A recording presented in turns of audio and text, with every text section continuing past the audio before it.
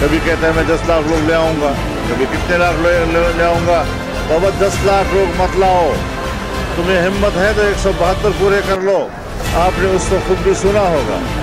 अब ये तो पागलों की तरह घूम फिर रहा है और बावली की तरह बोल रहा है, बल्कि एक एजेंडे के तहत पाकिस्तान को उस मकाम पर पहुंचाना चाहता है कि जहां पाकिस्तान अपना वजूद खो बैठे।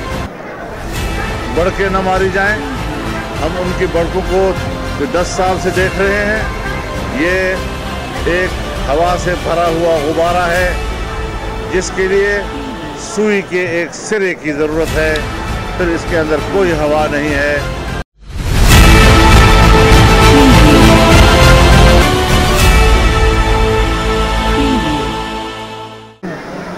नहमदुहु व नुसल्ली अला रसूलिहिल करीम। जहाँ तक मुल्क की सियासत का ताल्लुक़ है, सब कुछ अवाम के सामने बेनकाब हो रहा है। 10-15 सालों से जो नुमाइशी लुबादा इमरान खान ने ओढ़ रखा था, बड़े आइडियल गुफ्तगू किया करता था, और मुझे ये एजाज़ हासिल है कि मैंने पहले ही दिन से इनको पाकिस्तानी सियासत का गैर ज़रूरी अंसर करार दिया था। और मेरा ये जुमला आप हजरात भी गवाह हैं कि इसके सियासत में उभरने के साथ ही मैंने निशानदेही की थी। और जब हमने ये कहा था कि ये बाहर से तैयार करके लाया गया है, ये पाकिस्तानी मुजस्समा नहीं, बज़ाहिर ये पाकिस्तानी मुजस्समा लगता है, लेकिन अंदर से ये किसी का एजेंट का रूप धार के अंदर पाकिस्तान में आ रहा है या लाया जा रहा है। आज सब कुछ मुनकशिफ हो गया।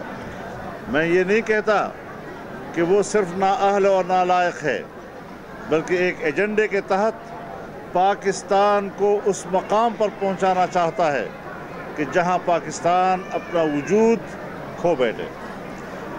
इस वक्त ज़रूरत इस अमर की है कि पाकिस्तान के अवाम को ताकतवर बनाया जाए। सियासी फ़ैसले पाकिस्तान के अवाम करें और दुनिया में इस तासुर को ख़त्म कर दिया जाए कि फ़ैसले कहीं और तरफ से होते हैं और आवाम का वोट महज नुमाइशी होता है। मैं समझता हूँ कि अभी हाल ही में हमारे सूबे के पहले फ़ेज़ में जो बल्दियाती इलेक्शन हुए, उस इलेक्शन के मजमूई नताइज ने साबित कर दिया कि सूबे के अवाम किसके साथ हैं। यही सूरत हाल पूरे मुल्क की है।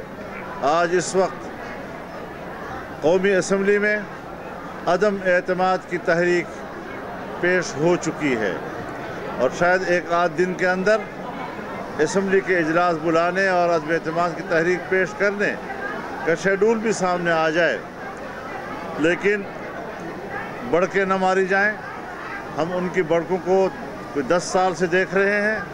ये एक हवा से भरा हुआ गुब्बारा है जिसके लिए सुई के एक सिरे की ज़रूरत है, फिर इसके अंदर कोई हवा नहीं है। इस एतबार से अब वो अक्सरियत खो बैठा है। लिहाजा पाकिस्तान की ब्यूरोक्रेसी, पाकिस्तान की एस्टेब्लिशमेंट इसका कोई हुक्म मानने की पाबंद नहीं है और अब हालात को तब्दील होने दें।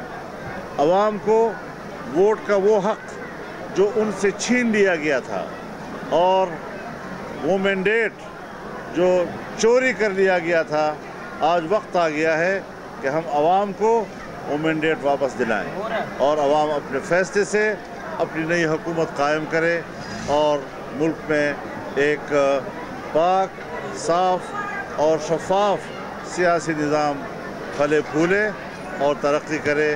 इस एतबार से हम इंशाअल्लाह अज़ीज़ अब कामयाबियों के आखिरी मराहिल में हैं।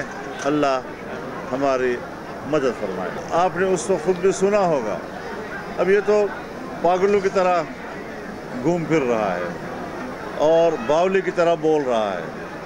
तो ये उनकी जो दौड़ें लगी हुई हैं, कभी कराची, कभी लाहौर, कभी इस्लामाबाद, कभी एक दरवाज़ा, कभी दूसरा दरवाज़ा, हर तरफ ये उसकी वो भूखराहट है जहां वो अपने इत्तेहादियों का एतमाद खो बैठा है।